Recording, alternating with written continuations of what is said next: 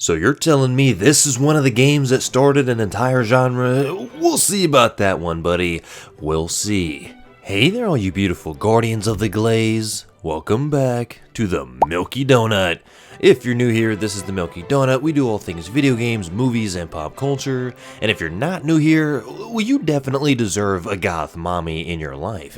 If you're single, of course. No cheating here on the Milky Donut. Well, before we yet again jump back into our video game time travel machine, as always, I would like to mention that I do have a goal of reaching 10,000 subscribers as quickly as I can, and if you take a look, we are homing in on that goal real quick. So if you could go ahead and like this video, leave the glaziest of comments, hype it if you can, and subscribe if you think it's worthy of the algorithm. As always, shout out to the current subscriber of the week, Mr. GBdubree, and with all that nonsense out of the way, let's jump back into our video game time travel machine and show some ghouls and ghosts why we are the ones who are still alive. Originally released on the NES in 1986, Castlevania is one of those games whose reputation has only grown with time, or so I've heard from you guys in the comments, because I knew nothing about this series until I played Castlevania 4 and Symphony of the Night, and that was only recently within this series. But according to my research, which I always do, and what I've learned from those games, the series would go on to become what is the other half of the Metroid series to create an entire genre of games.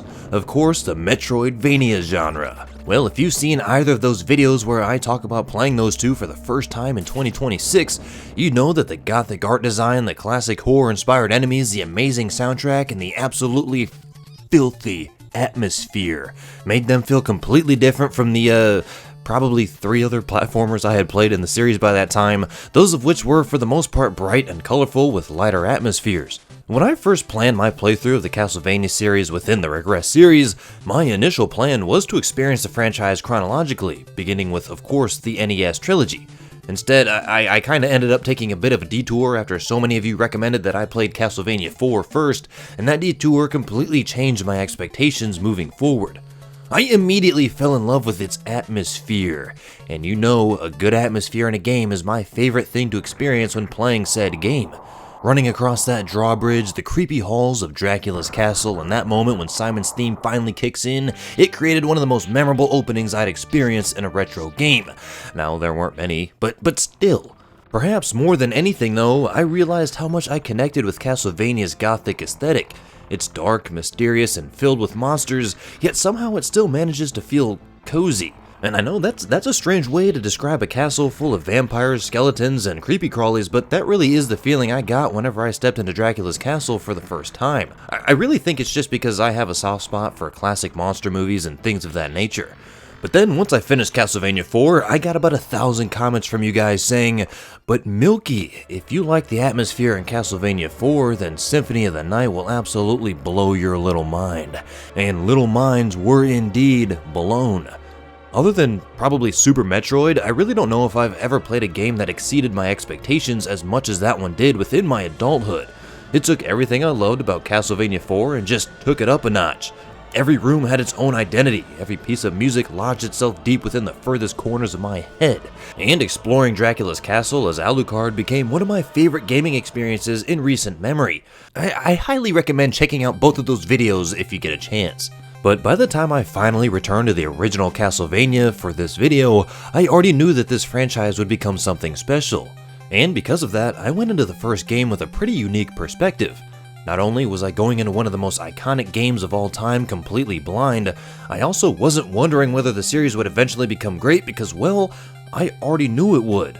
I'd already experienced the greatness of Castlevania 4 and the glorious atmosphere of Symphony of the Night and all of the quality of life improvements that naturally came with it. What I found was that the original Castlevania doesn't succeed because of what the series would eventually become. It succeeds because its foundation was great from the very beginning.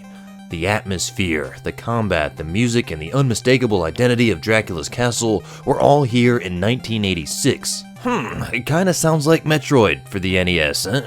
I'm pretty sure it's just a coincidence. But similar to Nestroid, Castlevania isn't perfect, and I wouldn't go quite as far as to say it's one of my favorite games of all time, but it never felt like an outdated rough draft of an idea that's only surviving on an IV drip of nostalgia.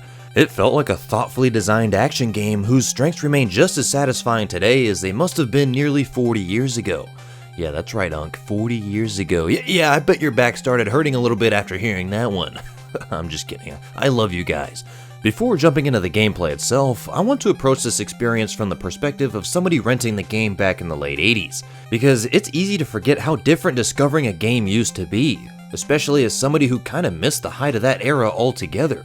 There were no YouTube reviews, no Milky Donut channels, man, I don't know what you guys did without me, but no gameplay videos and no online strategy guides that were just a quick ChatGPT search away. I want you to close your eyes and just imagine that you're 12 years old again. You're walking through your local good old Blockbuster with just enough money to rent one game for the weekend. And among the rows of colorful movies, game cases, and seemingly unlimited options, there's one that immediately grabs your attention.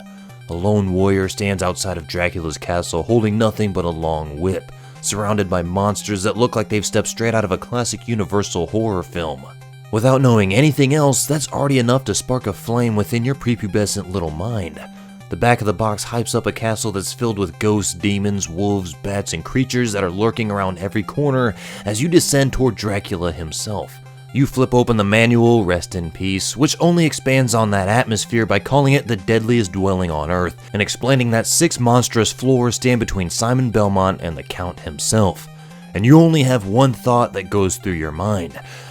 Hell yeah. You go home, grab a good snack, boot up the game, and right away you're handed a whip pointed towards Dracula's castle and trusted to finish the job. It might have been the norm back then, but as somebody who grew up primarily in a world of games that are bloated with cutscenes, there's something refreshing about the simplicity of these older games, and I've said that countless times within this series. You, my dear guardian, are Simon Belmont. Dracula has returned, the castle is filled with scary monsters, get to it. That's about it, and it's great. When it comes to gameplay and mechanics, it's pretty straightforward. Simon can walk, jump, crouch, swing his whip, and use a secondary weapon if you've collected one. That's essentially the entire moveset, and at first glance, it almost felt a little bit too simple, especially after experiencing the 8-direction whip capabilities of Castlevania 4. If you're used to modern action games that constantly introduce new abilities and upgrades, Castlevania can initially feel a bit primitive by comparison. However, in my opinion, that simplicity is exactly what makes it work so well. Instead of expanding your toolset throughout the adventure, your time is spent mastering the abilities that you already have. And as you know, we've brought up the element of mastering a lot during our time travel journey. Dracula's castle is divided into 6 major areas, each ending with a boss before expanding the path forward. My playthrough took me about 9 hours, which is pretty embarrassing considering there are only 6 levels, but I was getting fucking annihilated in levels 3 and 5, I won't lie to you.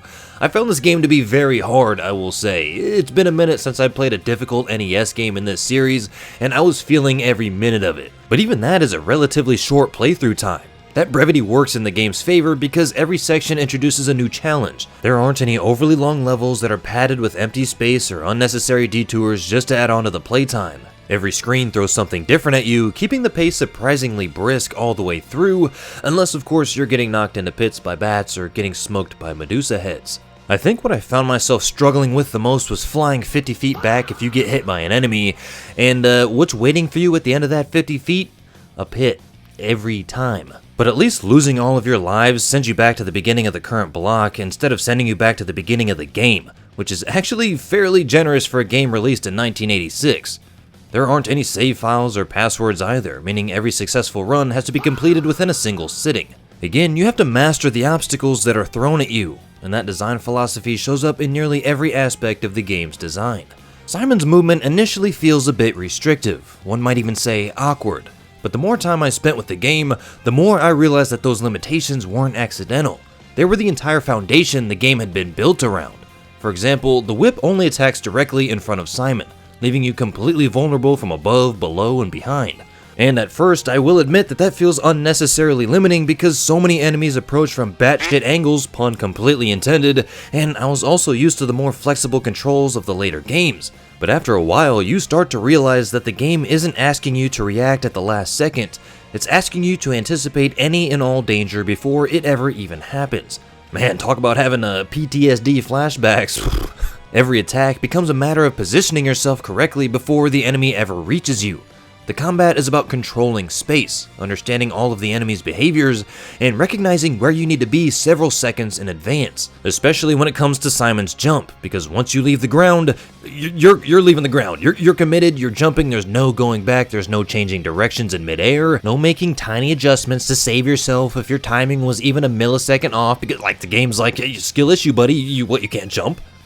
You can't jump? That's the most basic gaming mechanic ever. You figure it out. Get a load of this. Hey, Drac, come here. You won't believe it. The guy that's trying to kill you, he can't jump. What do you think we do?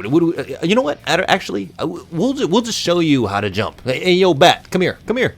Our boy here thinks that it's our problem that he can't jump, so you want to just show him how to do it? Yep, that's basically my experience playing Castlevania on the NES. The end. Compared to something like Mega Man X, where movement feels much more forgiving and streamlined, Castlevania feels a bit stiff, and I completely understand why that could turn some players away, but Castlevania really is a product of its time, suffering from a couple of the same issues a lot of early NES titles suffered from.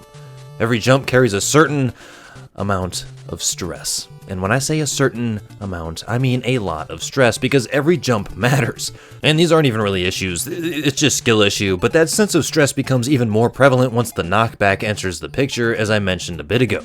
Anyone who's even casually familiar with Castlevania has probably heard about the infamous knockback, where taking damage sends you flying backward with absolutely no control until you land, which, like I said, is probably in a pit.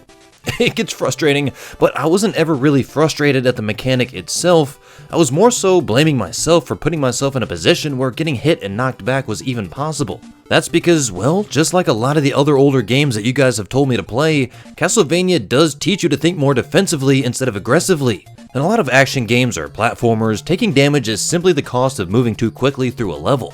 But here, taking a good hit can become immediately fatal if you're standing near a ledge, platform, attempting a difficult jump, or near a pit, which you definitely are. That means every enemy, no matter how weak, becomes deadly not because of how much damage it deals, but because of where you're standing when it does hit you. That creates a massive amount of puckering from mechanics that on their own seem fairly harmless. However, I never got the impression that the difficulty of these mechanics was present solely because of the hardware limitations like I was complaining about earlier because skill issue. If anything, it actually felt like the developers embraced the limitations and designed everything else around them. Another thing that I brought up about some earlier NES titles.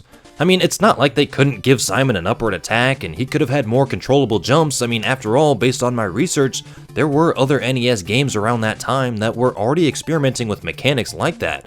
But if those abilities existed here, so much, if not all of the careful enemy placement and level design would lose the tension that makes Castlevania so satisfying. The beginning stages do an excellent job of teaching that philosophy without ever stopping to explain it. Stage 1 introduces candles, which in turn encourages you to break everything in sight as you discover hidden items and whip upgrades, and finding hearts that don't actually give you health is always a good time. You eventually get the Morning Star, increasing both the whip's damage and its range, which was a major help and also gave me a satisfying sense of progression without fundamentally changing how the combat works. The resource system was great as well. As I said, hearts aren't your health like they are in most games.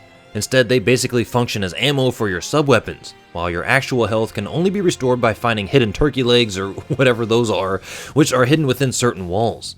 It's such a weird and bizarre idea that when you first discover it, you're just like, alright, okay, I'm hungry. But mechanically it works because simply finding health and healing isn't something you can rely on. Again, every mistake carries weight, which in turn creates stress. The sub-weapons themselves add just enough variety without overshadowing the main attraction, Simon's iconic whip. The dagger gives you a fast projectile for more distant enemies, while the axe follows a high arc that's perfect for airborne targets. These sub-weapons also work really well because more often than not, the game places them shortly before you inevitably find yourself needing it. For instance, right before you encounter the giant Hellbat, you find the axe, which just so happens to be perfectly suited for hitting an enemy that's flying high above you. It's subtle guidance, but guidance that feels rewarding without ever feeling like the game is holding your hand. As you continue to make your way through the stages, the castle fairly often introduces new enemy combinations instead of simply making the existing enemies stronger. Ravens dive bomb you because why not? The hunchbacks bounce around erratically across the floor, the armored knights force you to think about your approach and positioning, and eventually the Medusa heads start to weave across the screen.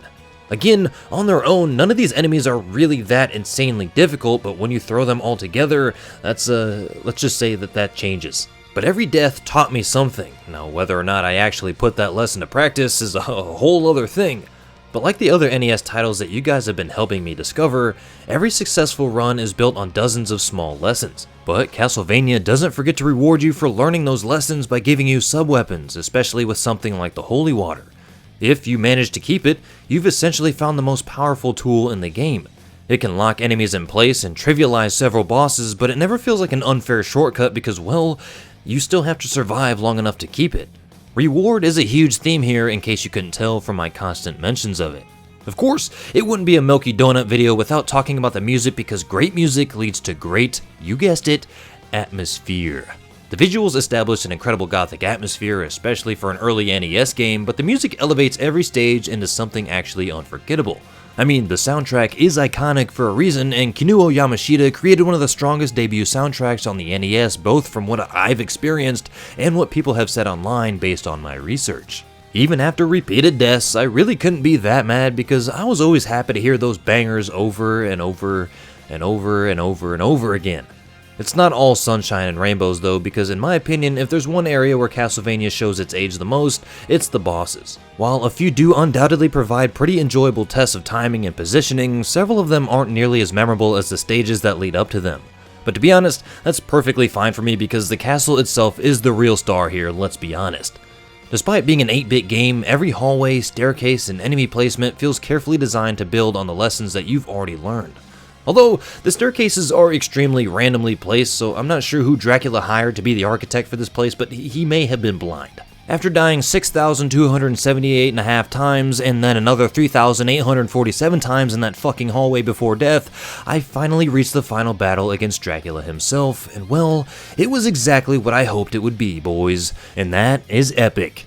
The fight essentially being a culmination of all the skills I've learned up until that point.